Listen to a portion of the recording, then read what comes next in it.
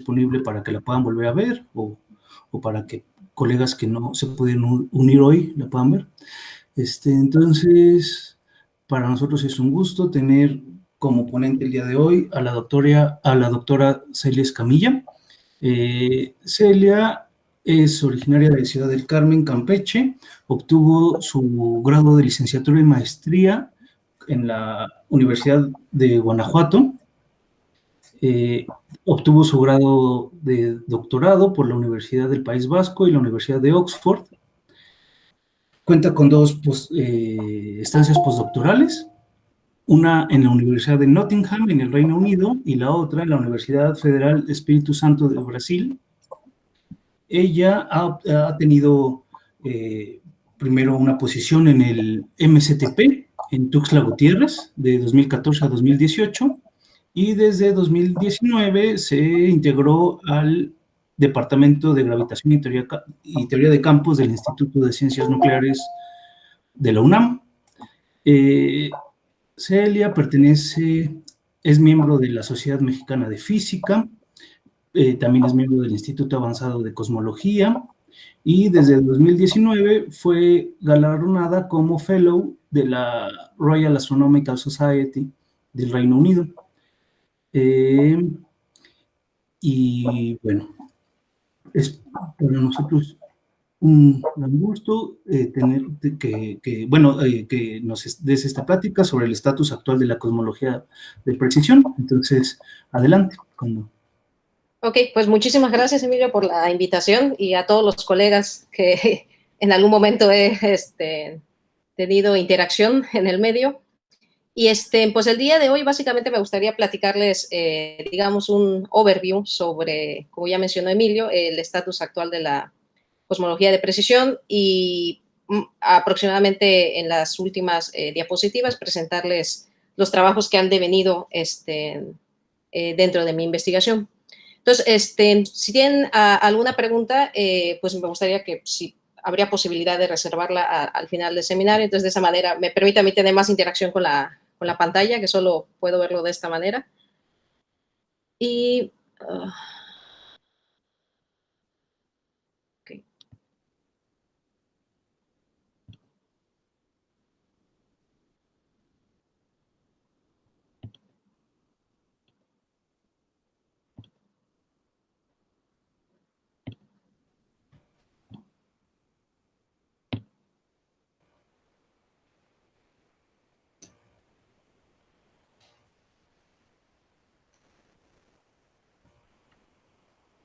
Ok, creo que todos tienen visibilidad a mi pantalla. Sí. Perfecto. Entonces, bueno, como ya les había comentado, hoy voy a hablarles un poco sobre lo que ha estado pasando en estos últimos meses en cuanto a algunas teorías de gravedad que involucran ya un estudio un poco más estadístico, y con la finalidad y con el afán de tratar de resolver pues, uno de los problemas inherentes actuales en la cosmología, ¿no? Que es básicamente la tensión en un par de parámetros cosmológicos. Y por ende, pues primero me gustaría empezar con un concepto fundamental en física, que es el concepto de gravedad.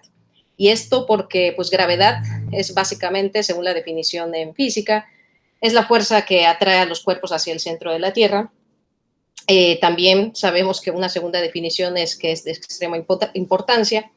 Y en tercer punto, pues resulta ser dentro del contexto de las bebidas alcohólicas fermentadas, pues precisamente la gravedad específica es una de las cantidades matemáticas con las que se puede tasar este tipo de componente. Pero al final en esta charla solo trataré de exponer el concepto de gravedad dentro de las primeras dos definiciones. Y esto es porque el 36% de los problemas abiertos en física pues involucran precisamente el concepto de gravedad. Así que desde ese punto de vista, gravedad viene siendo primordial en el estudio por default, ¿no? en la naturaleza. Y pues bueno, para empezar con este concepto y otro concepto muy importante en el estudio propio del espacio-tiempo, pues tengo que empezar a describir distancias en este ambiente.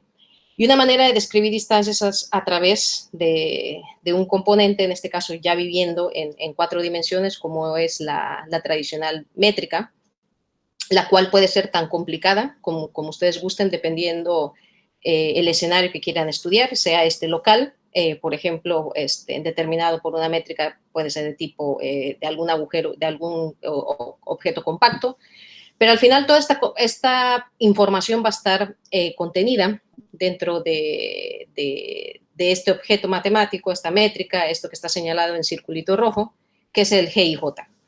Y en cuestiones ya de grandes escalas, y esto me refiero por arriba de los 200 megaparsecs, ya establecemos el estudio de lo que viene siendo el universo o la cosmología a grandes escalas.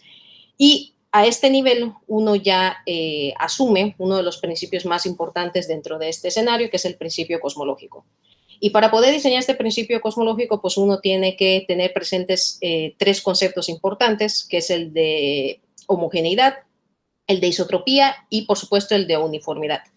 Y tener estos 3 conceptos importantes están depositados en una forma específica que le vamos a dar a esta métrica, y esta forma específica está contenida dentro de la expresión que están viendo en el recuadro azul, que es la métrica de Friedman, Lemaître, Robinson-Walker, denominada así por los apellidos de las personas que hicieron los cálculos respectivos, utilizando este principio cosmológico, o estos 3 conceptos que acabo de mencionar, y en el orden, por supuesto, en el año en que fueron derivadas, ¿no? Respectivamente, Friedman en 1922, Lemaître en 1930 y Robinson-Walker 5 años después de Lemaître. Y pues bueno, una vez habiendo definido la concepción de una métrica de esta manera, el siguiente paso es remontarnos a las famosas ecuaciones de Einstein. Entonces, en este sentido, uno puede relacionar 2 conceptos importantes, que viene siendo la curvatura del espacio y la materia que está justamente viviendo en ese espacio. Entonces, lo que estamos viendo aquí es precisamente la expresión derivada de estas ecuaciones de campo, que van a representar la interacción entre estos 2 conceptos.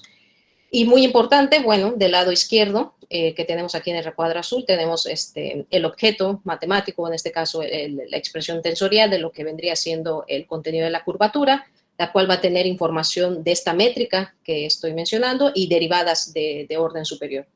En el caso de la parte derecha, tenemos que esto es proporcional a la famosa constante de Newton, y por supuesto tenemos el contenido respectivo a la materia, el cual va a estar dado por un tensor, conocido como el tensor de energía-momento, que va a contener información precisamente de la densidad y de la presión de este fluido derivado de la concepción del principio de Weyl, un fluido que esté en este ambiente uniforme.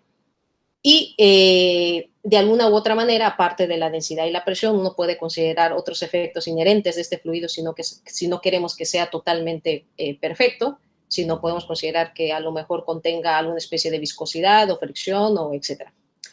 Y por supuesto, una de las cuestiones que han estado siempre sobre la mesa en cuanto a entender la dinámica detrás de este sistema de ecuaciones de campo, pues es precisamente la constante cosmológica, que es un término que Einstein tuvo que añadir con la finalidad de poder frenar esta dinámica en base a sus ecuaciones, pero al final lo que desembocó fue precisamente en efectos como la observada aceleración cósmica del universo. Y este es uno de los problemas todavía en puerta en cuanto a discusión de qué podría ser esta constante cosmológica, si podría ser relacionada con alguna energía del vacío, y el hecho del valor con la cual podemos medirla. Y pues bueno, hasta este momento las cosas que sabemos es que estas ecuaciones o esta teoría de la relatividad general propuesta por Albert Einstein ha sido estudiada extensivamente, al menos a nivel de sistema solar, ha probado ser bastante favorable. Inclusive, en el año 2018 se proyectó en un estudio en una galaxia conocida como ESO 325, un estudio de la Universidad de Portsmouth, en donde por primera vez se presentó una prueba fuera del sistema solar en donde todavía se cumplía la dinámica de la relatividad general.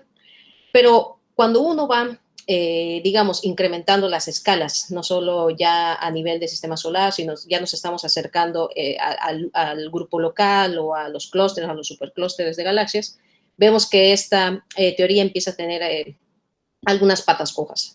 Pero al final, la receta estándar que uno sigue detrás de este tipo de teorías es, bueno, una vez que uno cuenta con las ecuaciones de campo, uno las resuelve y eventualmente las soluciones a estas ecuaciones, pues las comparamos con ciertos modelos cosmológicos y finalmente, una vez teniendo estos modelos cosmológicos, pues somos capaces de realizar las respectivas pruebas astrofísicas con las observaciones disponibles en la actualidad. Y bueno, el problema que surge después de seguir esta receta estándar es que, a pesar de que tenemos un modelo de gravedad en el cual podemos considerar no solo la constante cosmológica, sino aparte un ingrediente adicional conocido como una materia oscura fría, al que denominaré en esta diapositiva como lambda CDM, cuando uno quiere incorporar o hacer las pruebas respectivas con los datos cosmológicos, sean estos radiación cósmica de fondo, supernovas, oscilaciones bariónicas, ondas gravitacionales, etc. Lo que uno obtiene es una inconsistencia en dos vertientes. En la primera, en algo que se le denomina el sector oscuro del universo, que es precisamente la materia / energía faltante dentro de este modelo. Y esto básicamente se divide en dos porciones, que es una correspondiente a la materia oscura, que ocupa alrededor del 5%, y la otra componente relacionada con la energía oscura, que ocupa el mayor porcentaje de la tasa de la materia en el universo, o materia-energía, en este caso el 70%. Otro problema que deviene del estudio de este modelo estándar, este modelo lambda CDM, en contraste con las observaciones, es precisamente los valores que nos dan información no solo acerca de la observada aceleración cósmica del universo, que es el valor del parámetro de Hubble, el H0, sino también el valor correspondiente a la información que nos da sobre la formación de estructura, y en este caso el parámetro conocido como sigma 8. El problema es que estos parámetros difieren en valores cuando uno trata con ciertas teorías o con ciertas observaciones. Entonces, debido a esta diferencia de valores entre observación y teoría y el contraste que se hace en ambos escenarios, pues uno tiene que optar por tratar de explicar cuál podría ser el problema inherente en cada uno de estos escenarios. Probablemente sea que estamos considerando condiciones iniciales que no sean ideales, o requerimos tal vez alguna consideración sobre, en este caso, la materia oscura. Y en cuanto a la relación de la energía oscura, probablemente en lugar de considerar una constante cosmológica en las ecuaciones que vimos en la anterior diapositiva, probablemente los efectos de esta aceleración o de esta expansión acelerada vengan o puedan devenir de teorías modificadas de la gravedad o de la relatividad general de Einstein. Y pues bueno,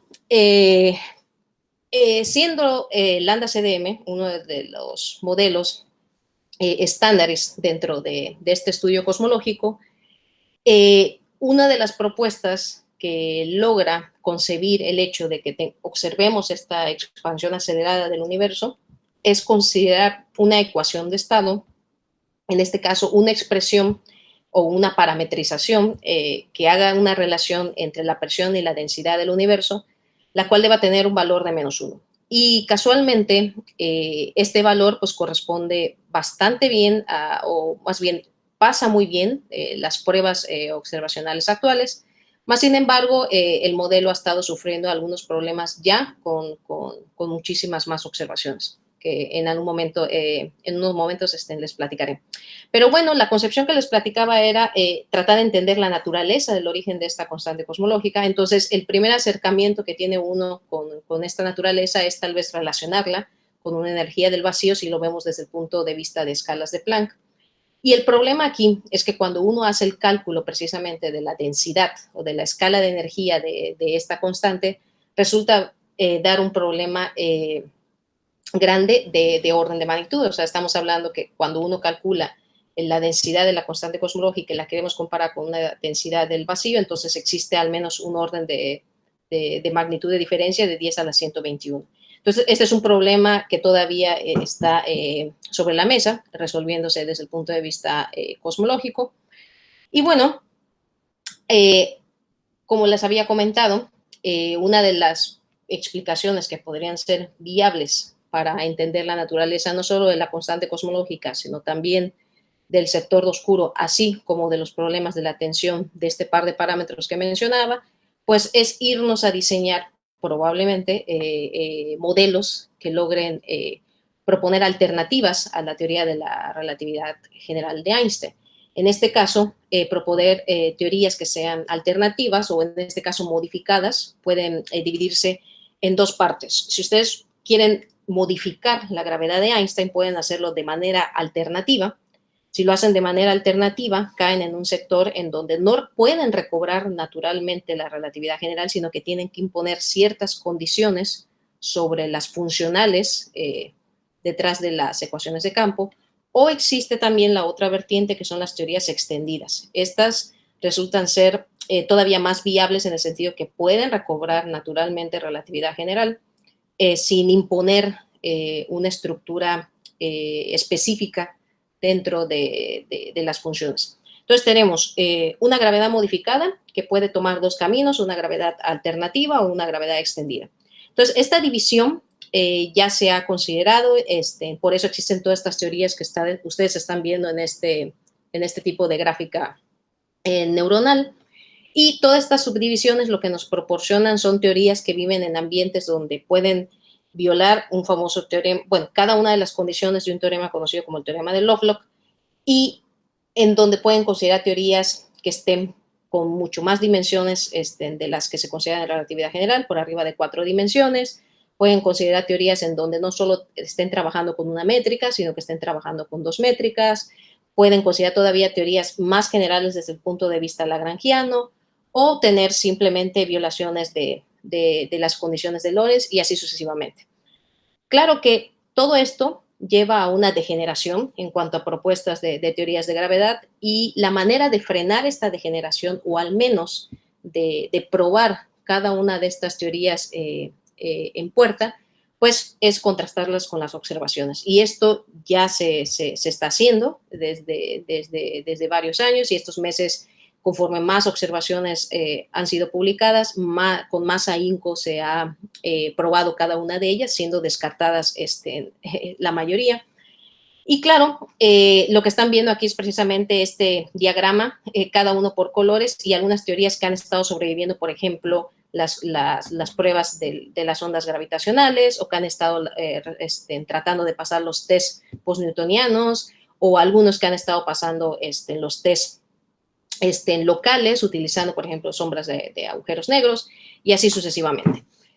Pero al final, la siguiente pregunta que nos queda, punto y aparte de la constante cosmológica, es cómo es que probamos precisamente esta concepción de la energía oscura. Y es que, como les había comentado, estamos en un universo que se está expandiendo, y lo está haciendo aceleradamente. Entonces, la pregunta es, ¿qué es lo que está causando precisamente esta aceleración? Y para ello recurrimos a estas observaciones a grandes escalas, como ya les había comentado.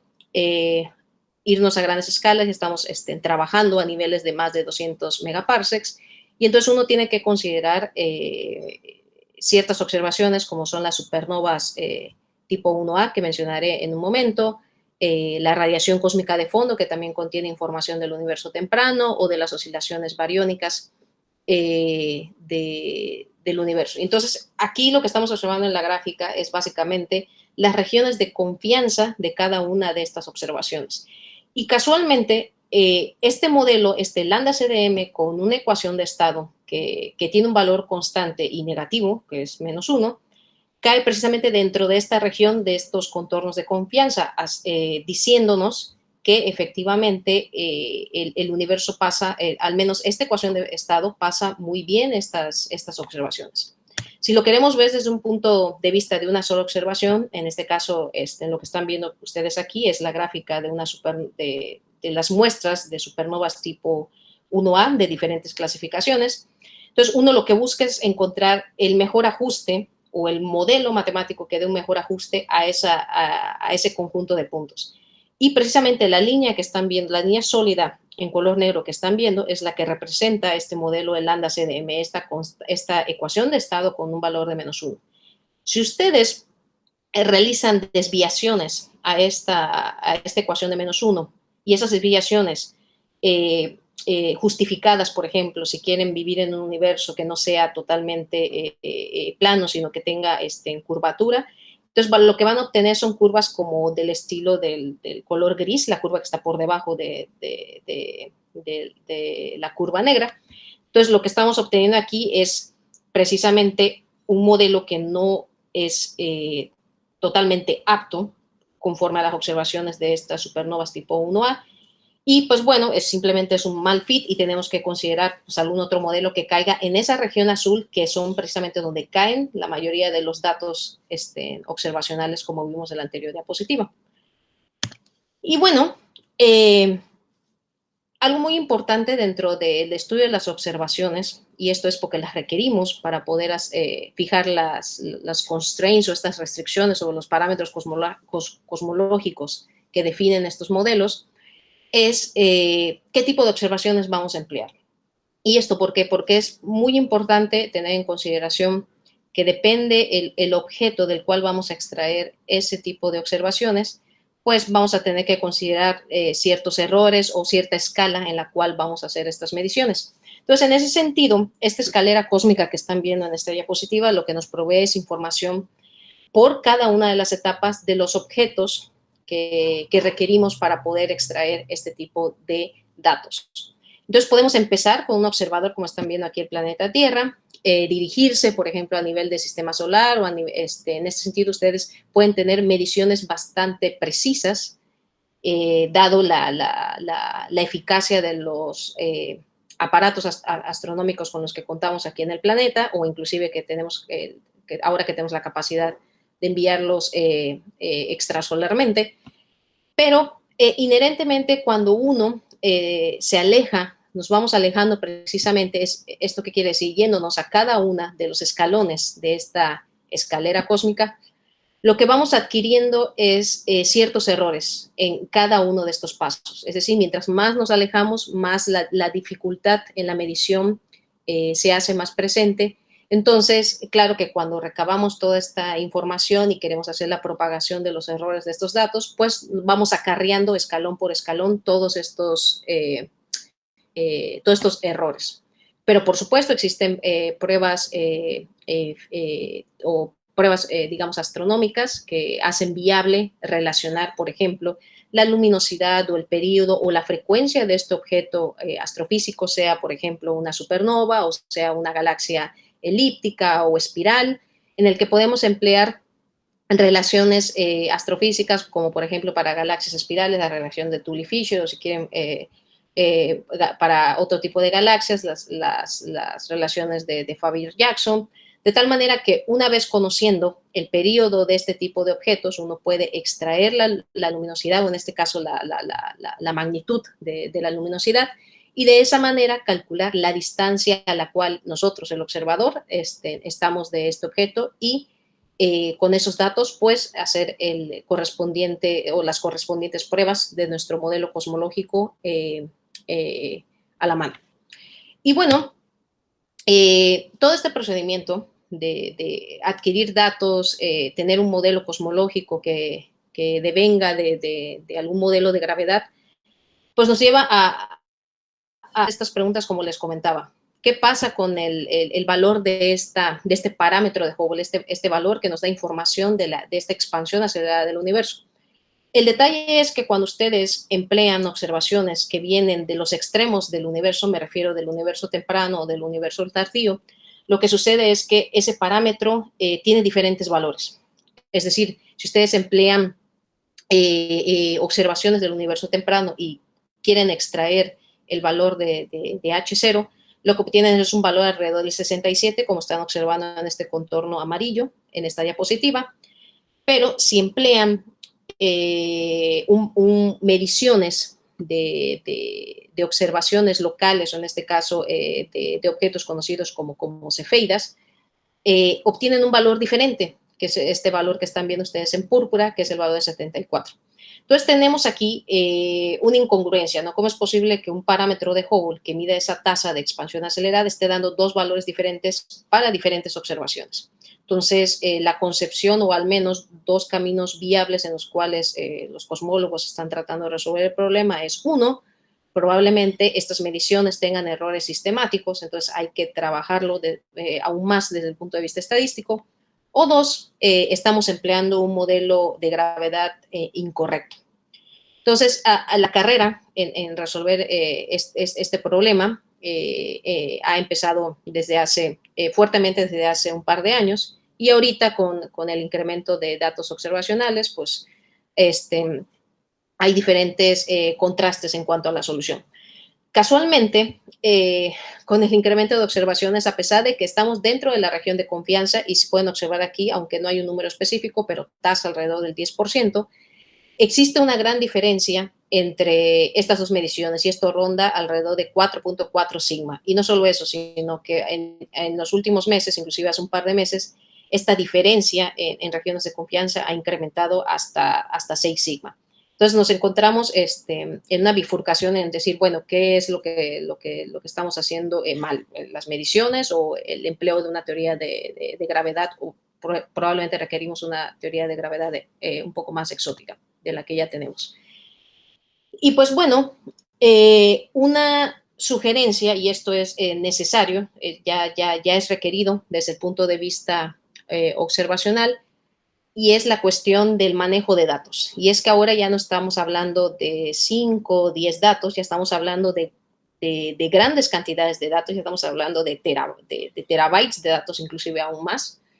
Y esto ha desembocado que el estudio de lo que antes solía conocerse como la cosmología estándar ha ido extrapolándose al campo de la cosmología de precisión. ¿Y esto por qué? Porque ahora contamos con las herramientas tanto estadísticas, matemáticas, y no solo eso, sino computacionales, para hacer el estudio correspondiente a todos estos datos que les acabo de platicar a través de la escalera cósmica. Y pues bueno, aquí lo importante que hay que entender es que no es importante la gran cantidad de datos, sino cuántos de estos datos nos pueden proveer información de nueva física. Entonces, en ese sentido, uno lo que busca es buscar nuevas respuestas a unas nuevas cuestiones, como están viendo en este diagrama, donde estamos simplemente extrapolando la idea del campo de lo que solía ser los datos a los grandes datos, y luego el uso de la estadística analítica o frecuentista a la que estábamos acostumbrados, hasta el campo de una estadística bayesiana, y en este caso que ahora se ha extrapolado al campo del aprendizaje automatizado o machine learning, como lo indico aquí en el eje horizontal. Y bueno, ¿en qué consiste este tipo de observaciones? Al final uno obtiene una base de datos, podemos obtener a tal redshift, tenemos una tal distancia luminosa o una tal magnitud, y tenemos el correspondiente error de esa magnitud. Pero, ¿cuál es la naturaleza de estos datos? Entonces, la naturaleza de estos datos resultan en dos tipos de observaciones. La primera, basada en observaciones espectroscópicas, que básicamente es el estudio del espectro electromagnético del objeto al cual estamos extrayendo esta información. La otra es a través de las opciones fotométricas, que todo esto es en base a uso de cámaras tipo CCD, o usan filtros de barras para poder extraer información como alguna frecuencia, etcétera, de este objeto. Más sin embargo, cada una sufre de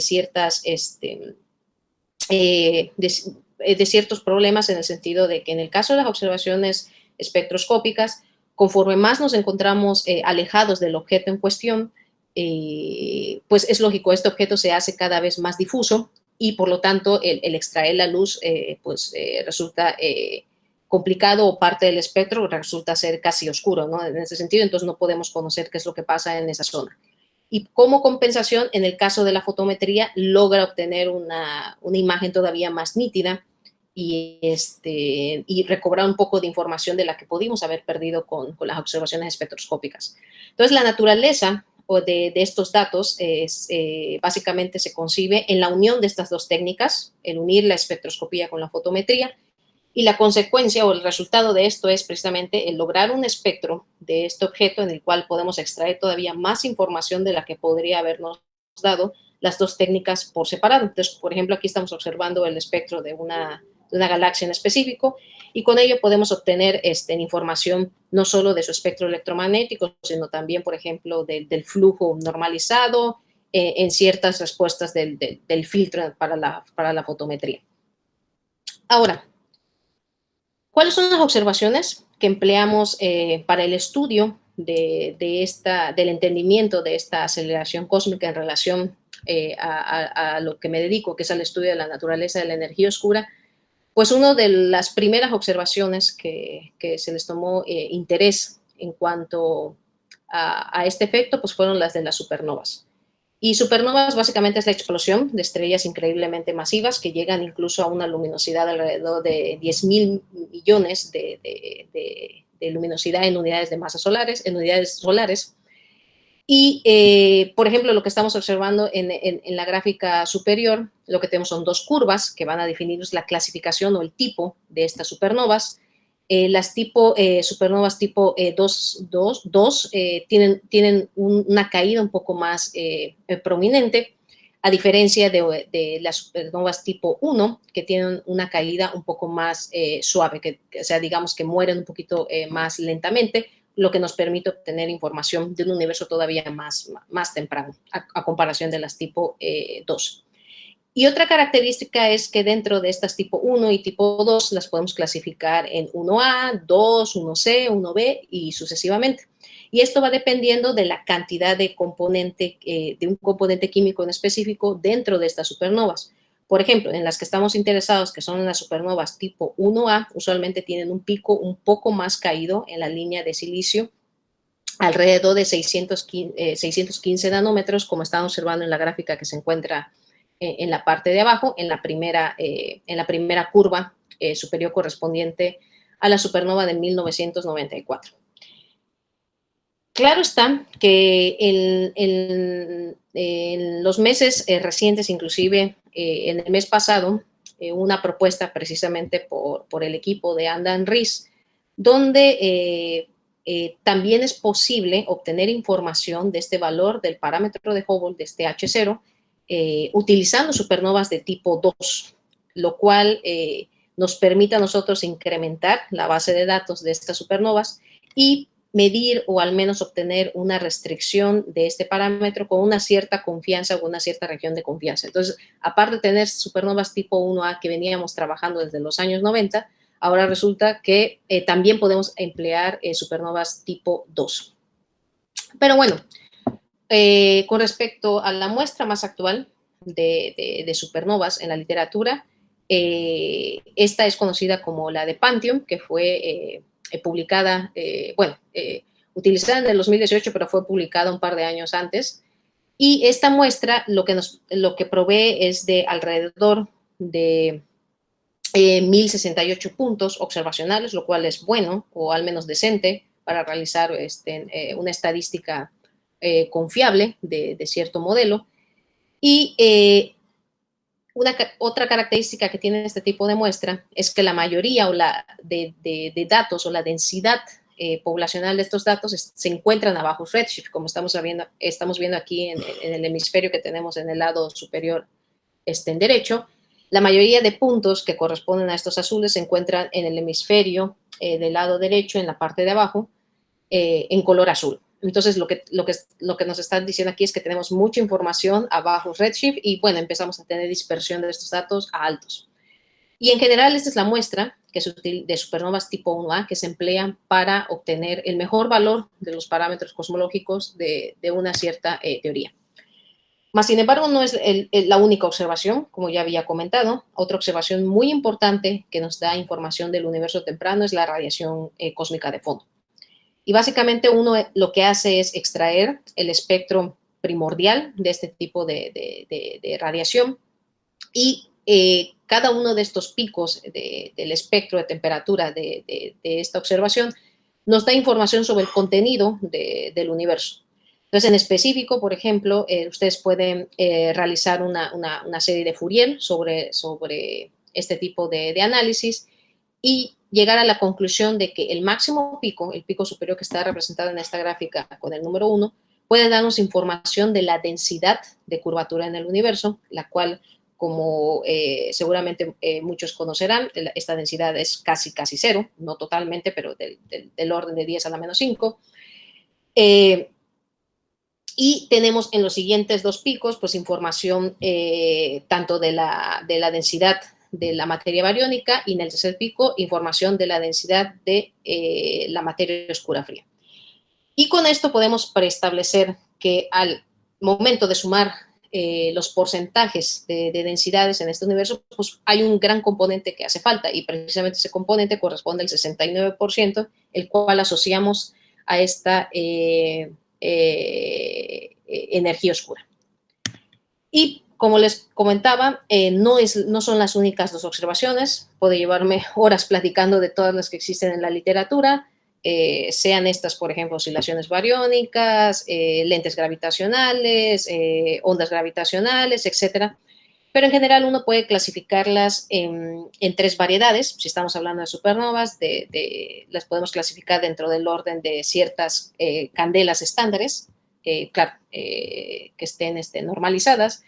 Podemos hablar de oscilaciones bariónicas, que estas se conocen como las reglas estándares, o podemos entrar al campo de las ondas gravitacionales, en el cual ya estamos hablando de sirenas estándares. Entonces podemos trabajar ya sea con candelas, con reglas o con sirenas desde este punto de vista, y esto da una amalgama de diferentes observaciones, como estamos viendo en esta diapositiva. Entonces simplemente extraje algunas digamos, carpetas, ¿no?, que contienen información en un programa específico conocido como MontePython, que suele utilizarse bastante, emplearse bastante en este estudio de modelos cosmológicos. Pero en general, como les comentaba, estamos ahorita viviendo tiempos en los que queremos entender la naturaleza de esta tensión, y en específico mi trabajo se focaliza en entender la naturaleza de la tensión de este valor de H0, aparte de ver si se puede enlazar con la energía oscura.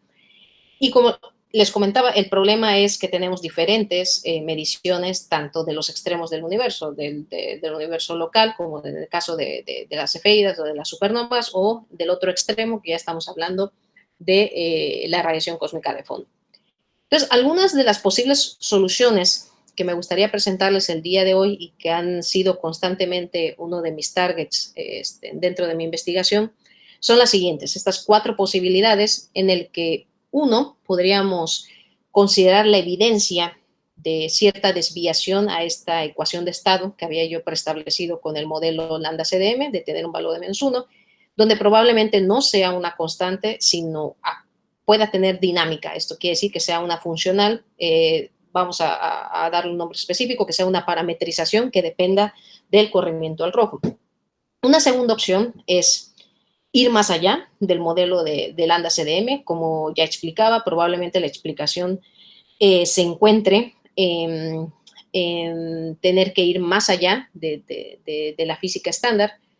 La tercera es intentar modelos independientes. ¿Esto qué quiere decir? Como les comentaba, una de las razones por las cuales existe esta tensión es que estamos asumiendo de entrada este modelo lambda-CDM.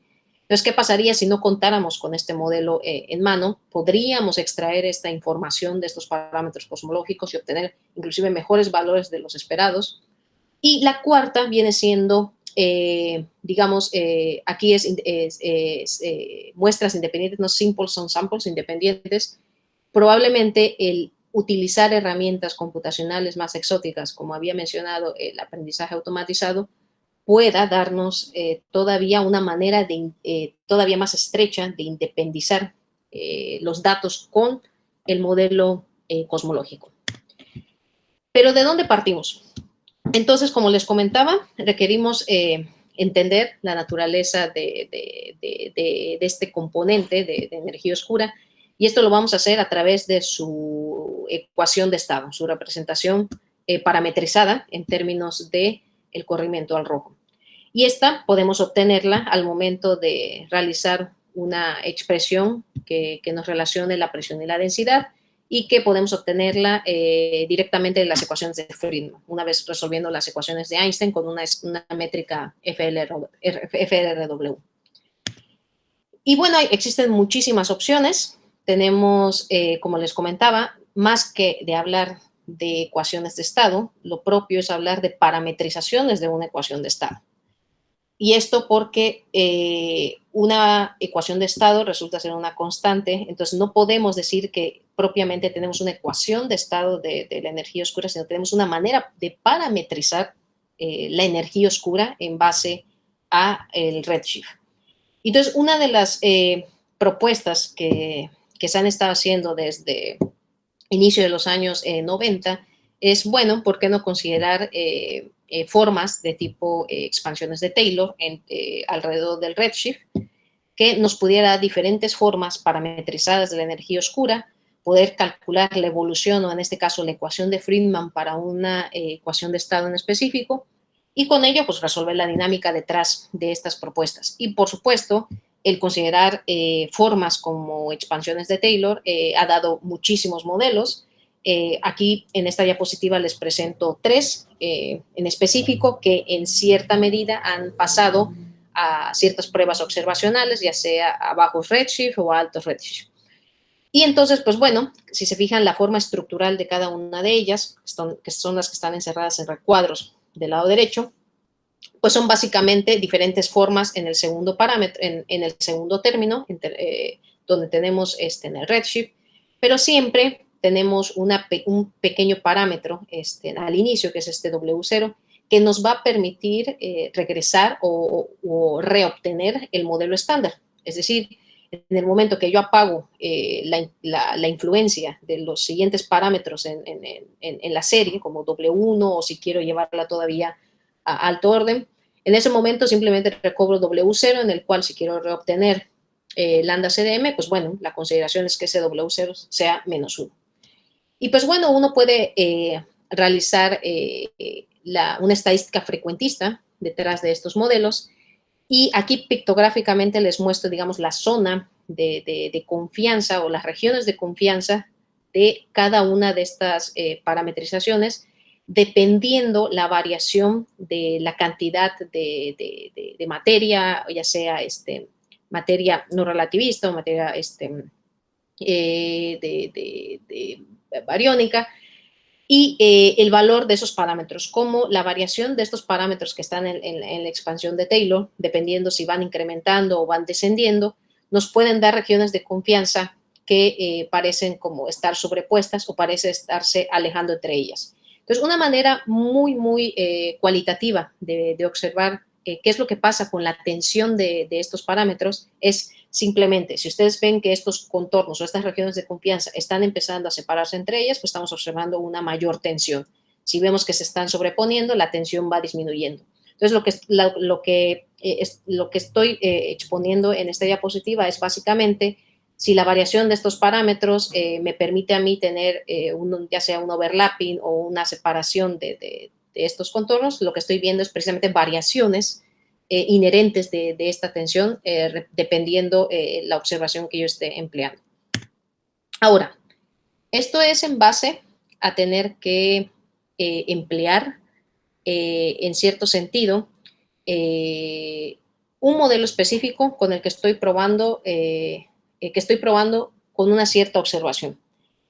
Pero ahora el ahínco que sigue la cosmología de precisión es, en lugar de tener presente un modelo que voy a hacer, que voy a testear, que voy a probar con las observaciones, puedo hacerlo en el sentido inverso. Es decir, ahora que ya tenemos una avalancha de datos cosmológicos disponibles, podría yo extraer el modelo cosmológico que me pudiera reproducir esos datos o que pudiera pasar inclusive los test de estos datos, y ya existen muchísimas propuestas, ya es algo que es, digamos, un problema. Este es el problema inverso de la cosmología, es un problema que efectivamente se ha estado considerando muy seriamente, pero para ello requerimos incursionar en el campo más allá de la estadística frecuentista, ahora de la estadística bayesiana, y para ello necesitamos, pues, no podemos partir desde cero.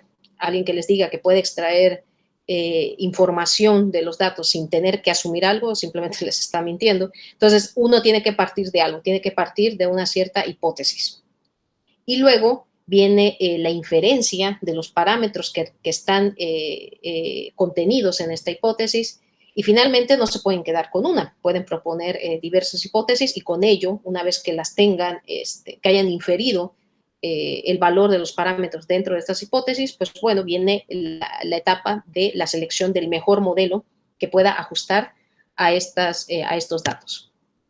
Y con ello ya entramos a lo que sería el análisis bayesiano. Ya no estamos hablando de calcular, por ejemplo, estadísticas de tipo chi-square, o ya no estamos calculando promedios o medias, etc. Ya estamos hablando de la probabilidad. ¿La probabilidad de qué?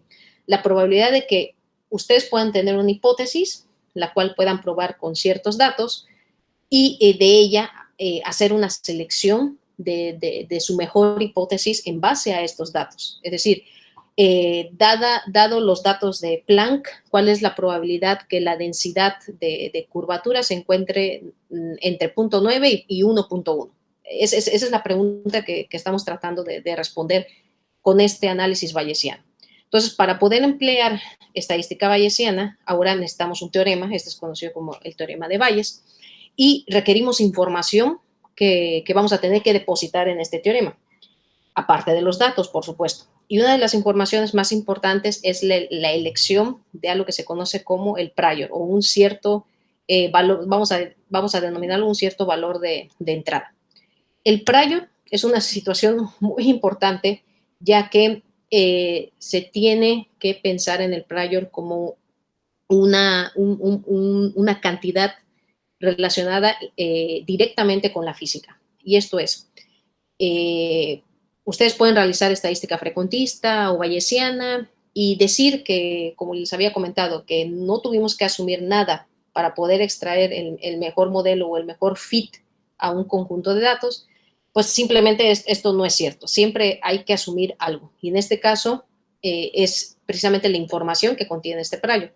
Entonces, un ejemplo, digamos, somero de lo que podría ser un prior es el siguiente. Ustedes están viendo en esta diapositiva un mapa de lo que vendría siendo Baja California, en la parte norte de México. Entonces, este es un mapa realizado hace muchísimos años por europeos, y la concepción era que cuando se describía la zona de Baja California, se describía como una especie de isla, como una especie de jardín del Edén. Entonces, según concepciones bíblicas, al momento de tener como valor de entrada esta concepción de Edén, pues diseñaron un mapa en donde despegaron completamente Baja California. Entonces, el hecho de haber asumido esta concepción nos da un resultado que sabemos totalmente que es erróneo.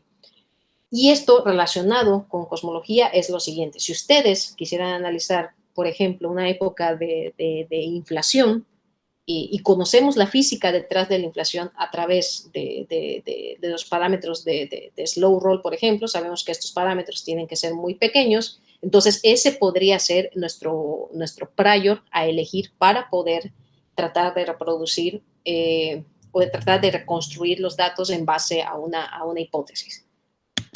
Y pues bueno, como les comentaba, una vez que depositan toda esta información en el teorema de Bayes, sugieren algunas hipótesis. Lo siguiente es la selección. Y la selección se hace en base a una cantidad conocida como el factor de Bayes, que va a relacionar la evidencia de su hipótesis contra la evidencia de un modelo que quieran, con un modelo que quieran comparar. De manera estándar en cosmología siempre queremos comparar con lambda CDM. Entonces ustedes pueden comparar la evidencia de su hipótesis contra la evidencia de este modelo de lambda CDM, y ver si cae dentro de una escala de modelo de selección en el que pueda decirnos si su modelo es viable o si su modelo es mucho mejor que el modelo estándar Lambda-CDM. Entonces, lo que les estoy observando, lo que les estoy mostrando en esta diapositiva es precisamente la escala de Jeffreys, una escala que nos permite ver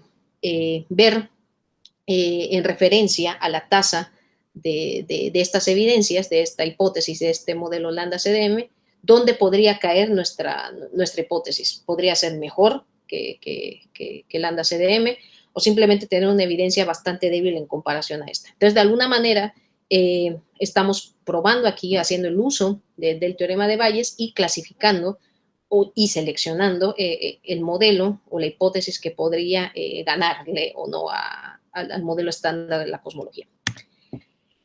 Y bueno, como les comentaba, una vez ya preestablecida el escenario en donde vamos a ir jugando todas estas posibles soluciones, o sea, el escenario de la estadística bayesiana, es ver cuáles de estos 4 puntos podría ser viable para entender estos problemas de la atención o entender la naturaleza de la energía oscura.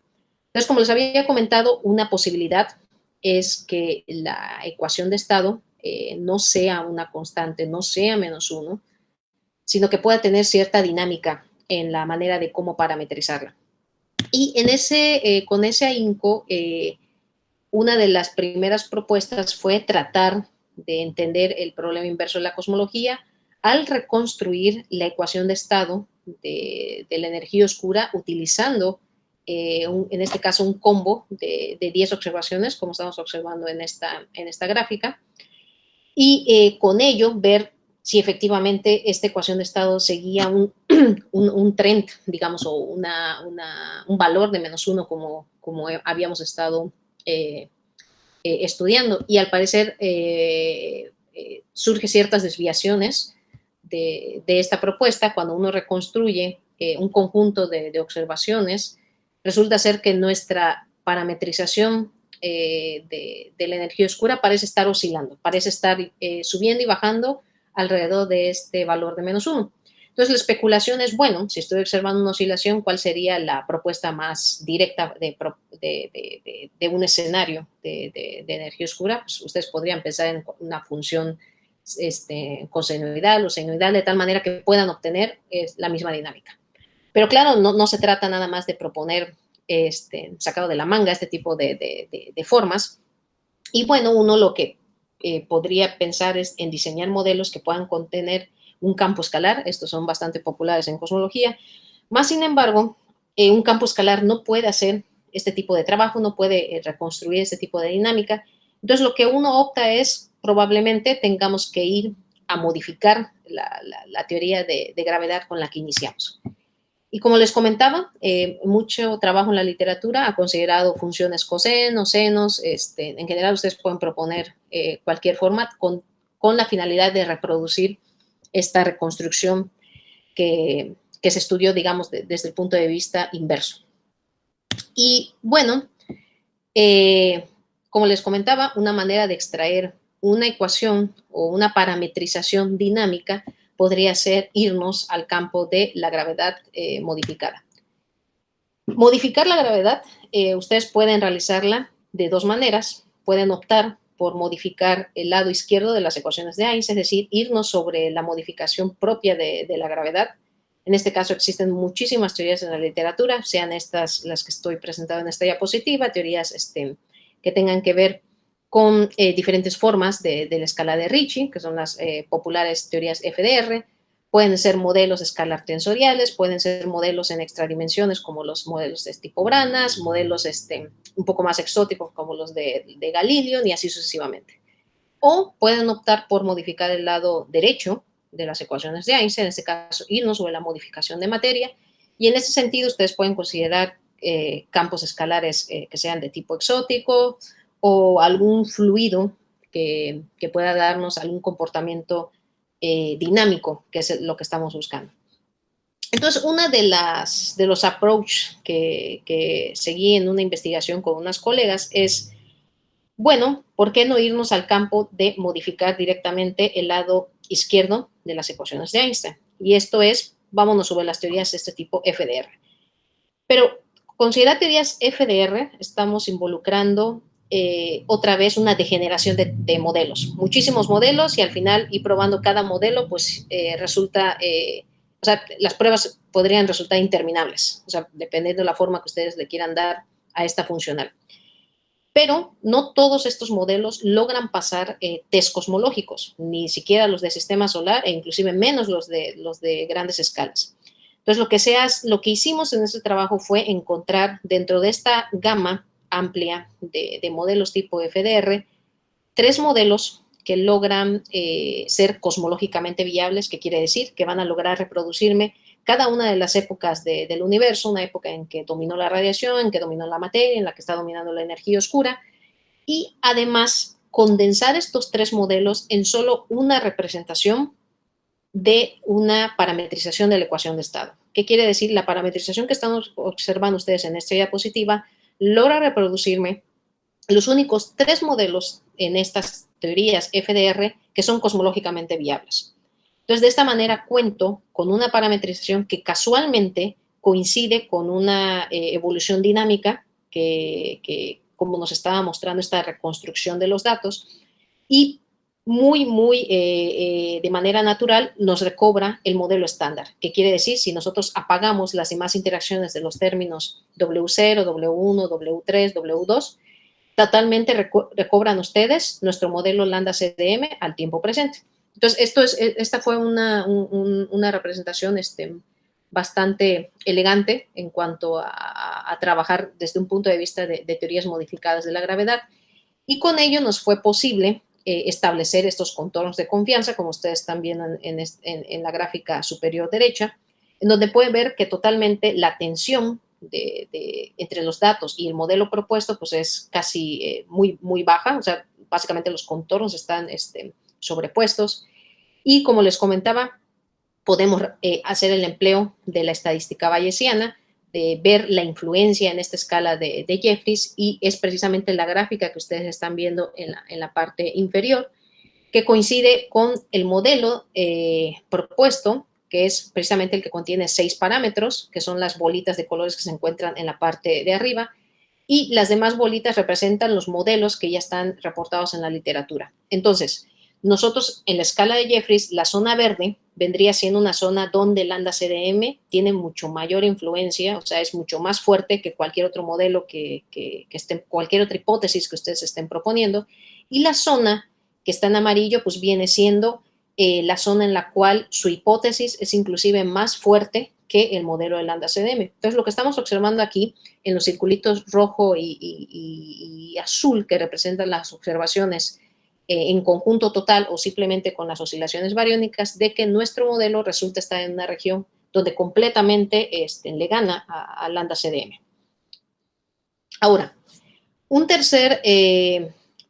tercera posible solución a la explicación de la tensión y de entender la naturaleza de la energía oscura es entrar al campo de los modelos independientes. Y en el caso de los modelos independientes, lo que sucede es que ahora tenemos que hacer empleo de estas herramientas computacionales. ¿Y esto por qué? Porque se busca reconstruir la historia de la tasa de expansión del universo. Entonces, para ello tenemos que emplear modelos que puedan extraer la mejor información de los datos. Entonces, para ello existen muchísimas propuestas en la literatura, algunas condensadas que coloqué aquí en el recuadro azul. Contienen, por ejemplo, análisis de componentes principales, análisis de inversos no lineales, uno muy famoso y socorrido en cosmología, que son los procesos gaussianos, si ustedes cuentan con una estructura de datos de este estilo. Y casualmente, todas estas propuestas tienen problemas, y los problemas son que la mayoría requiere de un modelo fiducial, como les comentaba. No podemos empezar desde cero, siempre hay que incluir algo de entrada, una información de entrada. Todos estos modelos tienen muy baja eficiencia en regiones donde hay muy pocos datos, es decir, por muy sofisticado que sea el análisis, justo donde tenemos una ventana donde hay muy pocos puntos, es imposible extraer un buen fit o una muy buena reconstrucción del modelo. El error, usualmente siempre en estos métodos tienen sobreestimaciones y, por supuesto, el alto costo computacional que tiene el realizarlos, dependiendo la cantidad, la base de datos que ustedes le estén suministrando. Entonces, para ello, una de las propuestas que se siguió es, bueno, ¿por qué no dejar que los mismos datos nos digan qué tipo de proceso podemos emplear de tal manera que podamos reconstruir esta expansión cosmológica? Y una de las maneras que se siguió fue un método conocido como, bueno, lo nombramos Loe-Syming's, que es básicamente hacer un proceso de smoothing localmente por ventana en cada uno del espacio de datos y luego hacer una simulación o una extrapolación de cierto ruido para poder obtener su respectiva propagación de errores. ¿Cuál es la ventaja a diferencia de los métodos que les acabo de enseñar? La diferencia es que aquí ustedes no requieren de un modelo fiducial, sino ahora van a dejar que solamente los datos decidan el tamaño de la ventana, donde, en este caso de la ventana computacional, donde ustedes van a realizar el fit y así sucesivamente. Entonces, lo que estamos haciendo es simplemente extrapolando ventana por ventana por ventana y no perdiendo información en una zona donde probablemente solo tengamos un punto.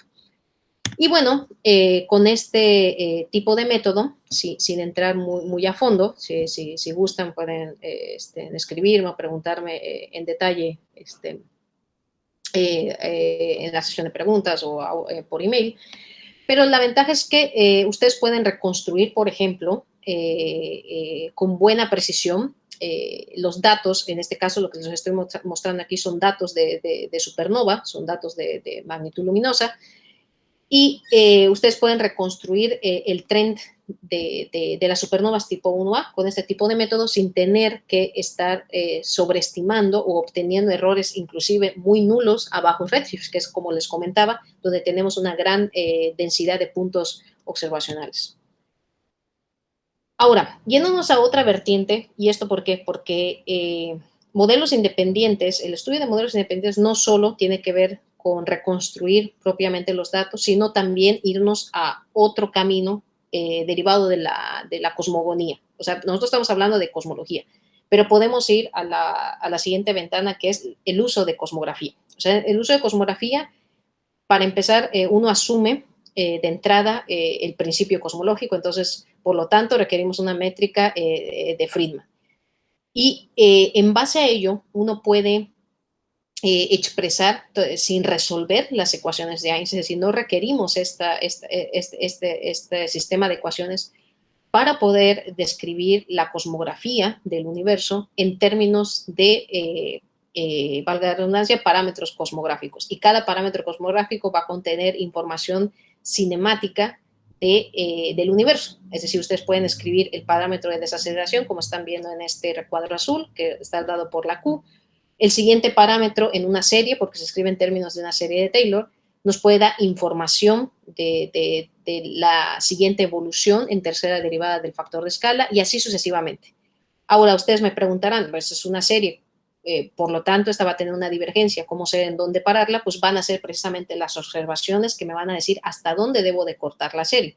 Entonces, de alguna manera, esto nos permite a nosotros estudiar la cinemática del universo sin necesidad de emplear ecuaciones de Einstein y con ello poder extraer la misma información que podríamos haber obtenido de cosmología, pero ahora desde otro punto de vista. Entonces, este fue otro target que también logró resolver el problema de la tensión en H0.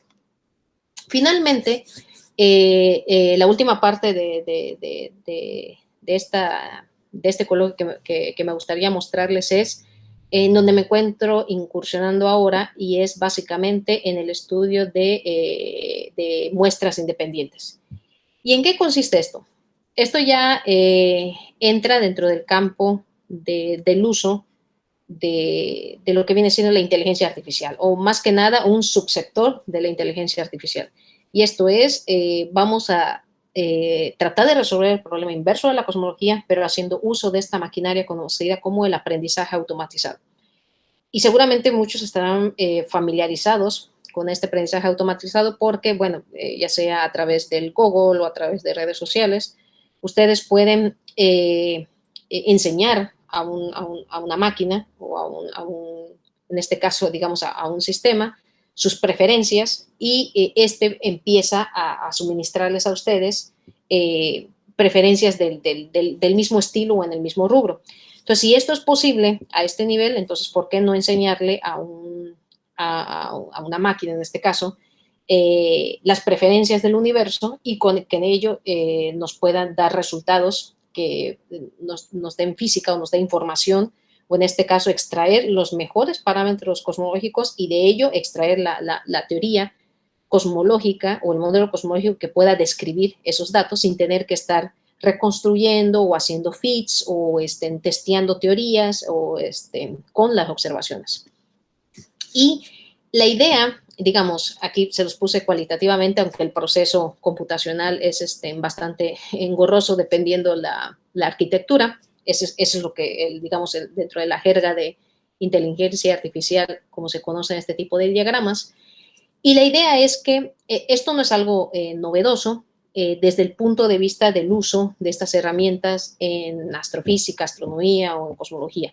Estas herramientas ya se han venido usando para poder identificar imágenes, por ejemplo, tratar de ver la composición de una galaxia a través de una fotografía, etc. Pero lo que sí es novedoso es, en lugar de obtener una imagen o tratar de entender una imagen, es extraer información de esa imagen. ¿En qué sentido? Lo que están viendo en este diagrama o en esta arquitectura es, si ustedes tienen una foto de la radiación cósmica de fondo, podrían extraer a través de una red, ahora sí, vamos a ponerle nombre, una red neuronal, el valor de los parámetros cosmográficos de esa fotografía, y esto sí es posible, esto es realizable, y con ello ustedes pueden obtener directamente los parámetros cosmográficos que están definiendo esa fotografía, por decir algo, y con ello, con esos parámetros cosmográficos, lo que ustedes están obteniendo es, con estos parámetros cosmológicos, lo que ustedes están obteniendo es básicamente la definición del modelo que están buscando. Entonces, lo que estamos haciendo es, otra vez, resolviendo el problema inverso de la cosmología, pero ahora usando en redes neuronales. Un aspecto muy importante, y eso otra vez volvemos a caer en la misma idea, es que estamos hablando de independencia, estamos hablando de librarnos de algún modelo específico, de librarnos de alguna parametrización o de librarnos de algún prior desde el punto de vista bayesiano. Pero nuevamente ustedes me pueden decir, bueno, aquí también existe una cierta dependencia, y sí es cierto, la dependencia aquí es computacional. Por ejemplo, aquí ustedes tienen que considerar dentro de la arquitectura cuántas neuronas van a emplear, cuántos van a ser las cadenas que van a correr, etcétera. Todos en esta jerga de aprendizaje automatizado se le conocen como hiperparámetros computacionales, y ustedes requieren tener información o suministrar información de estos hiperparámetros. Entonces, la libertad que yo pierdo o el grado de libertad que yo pierdo desde el punto de vista físico, lo recobro desde el punto de vista computacional. Pero claro, aquí ya tenemos una gran cantidad de datos, entonces esto viene jugando a favor para poder reconstruir o para poder construir una arquitectura viable que pueda extraer estos parámetros cosmológicos. Y esto sí, este es un primer trabajo en la literatura que una de mis estudiantes y un colega desarrollamos, que fue precisamente el de explorar si es posible extraer un modelo de gravedad modificada en base a los datos con los que contamos. Y esto es no solamente quedarnos en el rango observacional, sino a través del aprendizaje automatizado, entrenar más allá del rango observacional con mucha confianza, con buena precisión, y con ello poder ver cuál es el modelo que podría seguir el mismo tren o el mismo comportamiento, no solo de las observaciones, sino de los entrenamientos de esas observaciones. Entonces, lo que ustedes están viendo en estas gráficas es básicamente los puntos en rojo vienen siendo las observaciones de supernovas al día de hoy. Lo que están viendo ustedes con la curva azul en la gráfica de izquierda es el entrenamiento de estas supernovas con sus respectivos contornos o su respectiva región de confianza, que está en color azul. Y entonces lo que podemos hacer es extraer estos datos entrenados de este aprendizaje automatizado y emplearlos para ver cuál sería el modelo que podríamos, cosmológico, que podría reproducir estas supernovas ya entrenadas. Entonces lo que se hace es, bueno, vamos a comparar el primero, que es el estándar, el modelo Lambda-CDM, como lo tenemos en la gráfica del lado derecho. Podemos compararlo con otro modelo estándar en este sentido desde el punto de vista de una expansión de Taylor, como es el que les mostré, el de CPL, o podríamos intentarlo con modelos un poco más exóticos, como modificando la parte derecha, las ecuaciones de Einstein, considerando un fluido de tipo gas de Chaplain, o modificando aún más este gas de Chaplain y llegando a otro tipo de escenario modificado.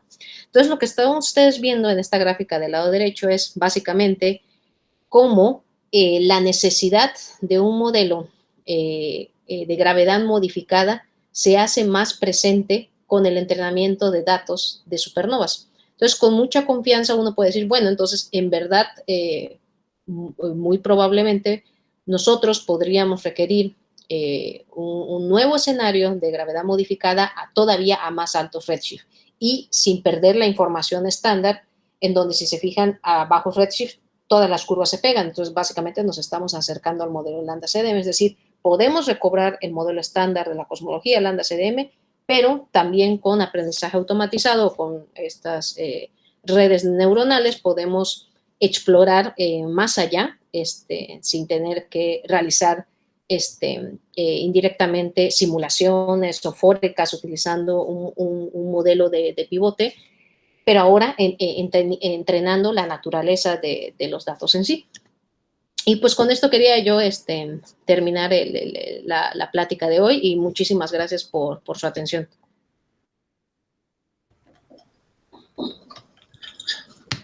Muchas gracias, Celia, por la plática tan interesante. Se escuchó un eco. Bueno, entonces, ahora tenemos chance para preguntas. Quien quiera puede hacer una pregunta.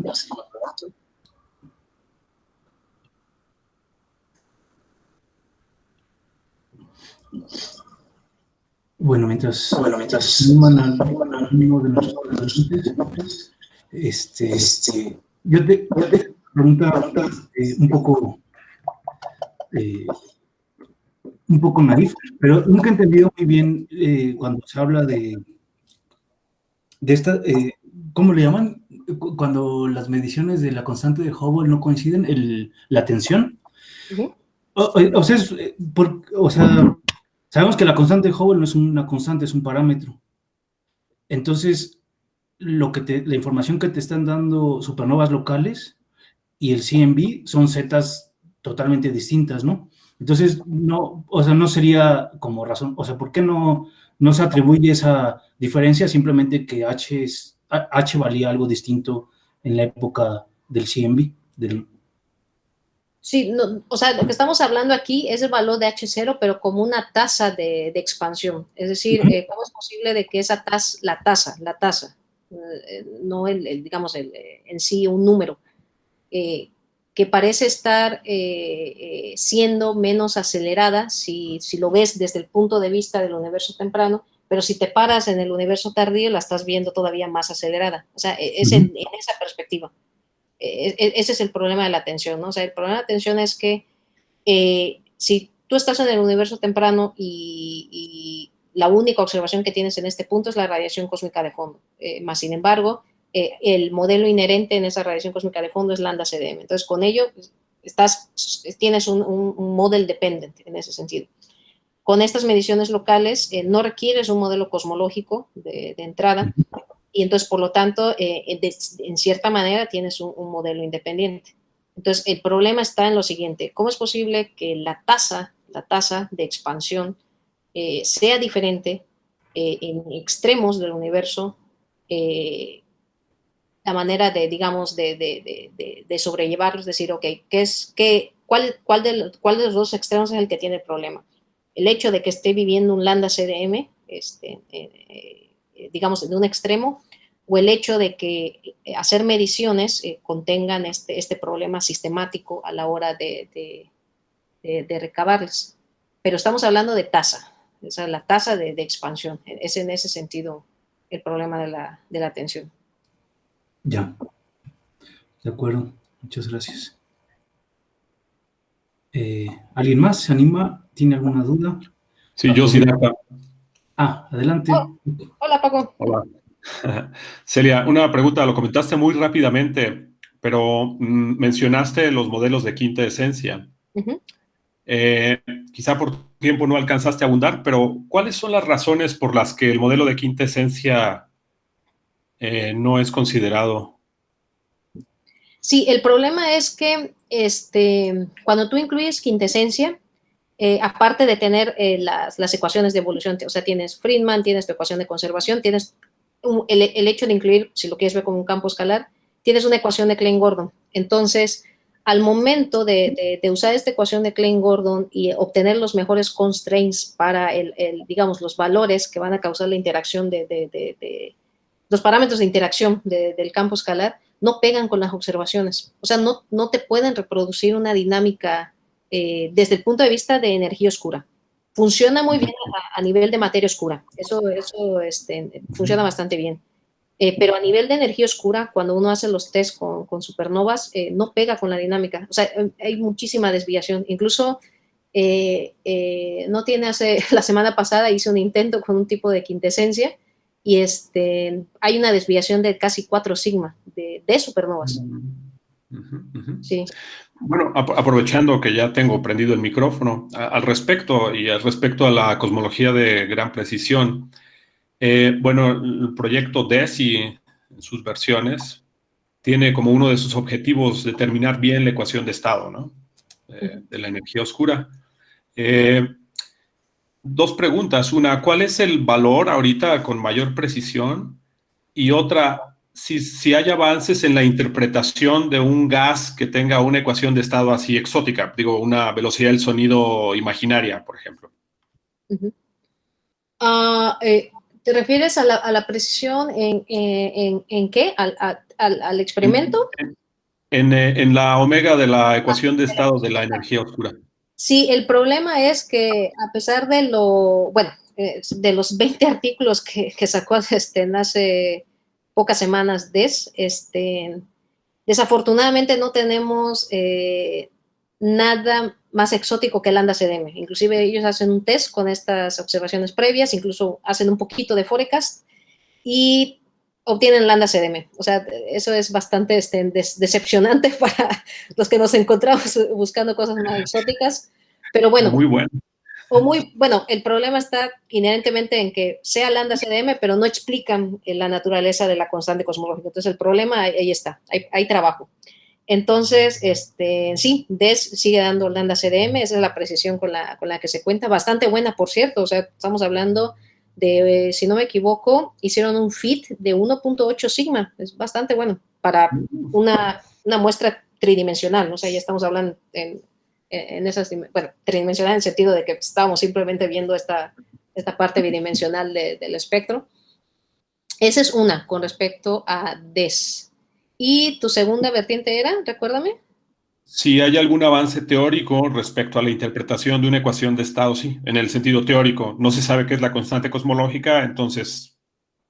Sí, inclusive hay dos vías. Hay una exótica que inclusive está contenida en un campo escalar, estos tipos de campos escalar que son complejos. Podría, o sea, te lo voy a divulgar, aunque estoy trabajando en ello. Espero en la siguiente semana esté público esto. Pero pero sí, hay un campo escalar tipo Quinton que puede, si tomas la parte compleja, puede hacerte este trabajito de la dinámica de la energía oscura. Entonces, es funcionable. Ahora, una de las vertientes que ha estado tomando bastante fuerza en los últimos meses ha sido, como había yo comentado, ¿no?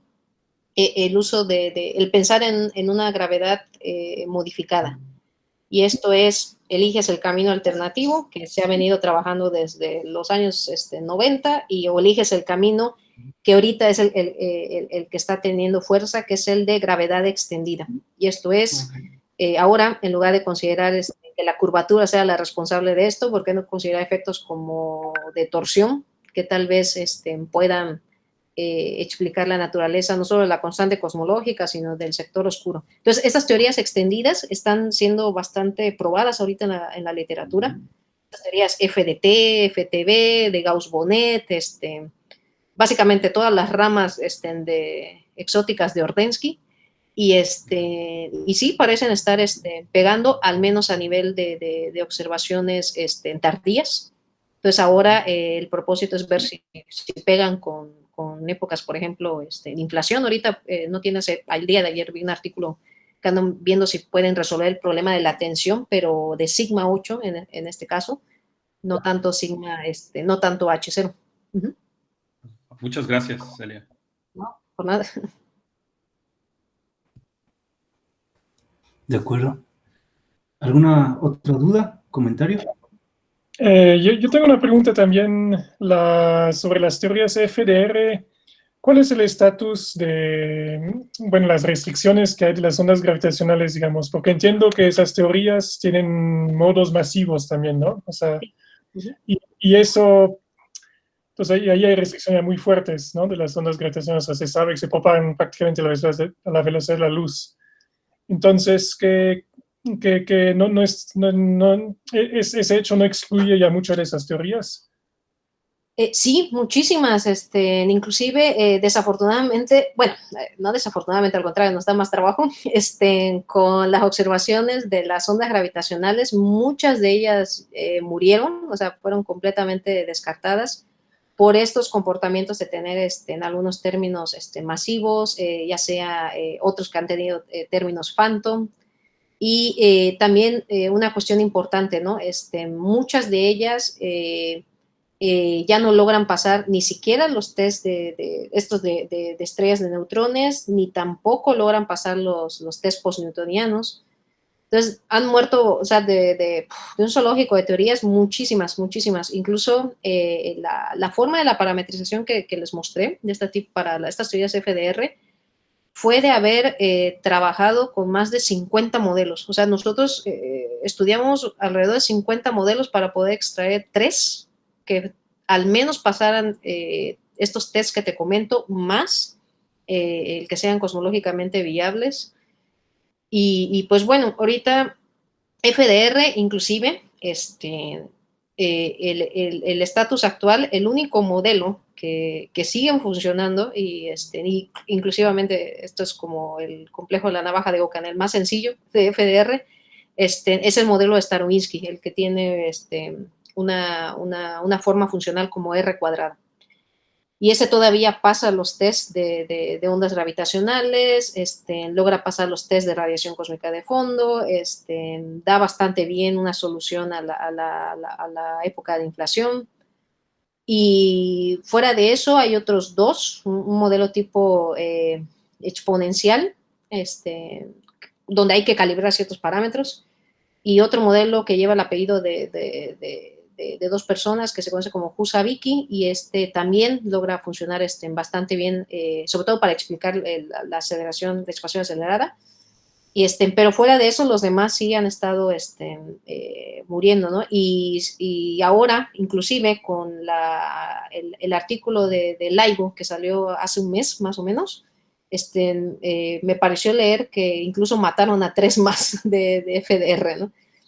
Entonces, en sí ya a esta consideración creo que nos estamos acercando a una época donde FDR ya es insuficiente, ¿no? Con esta avalancha de datos. Gracias.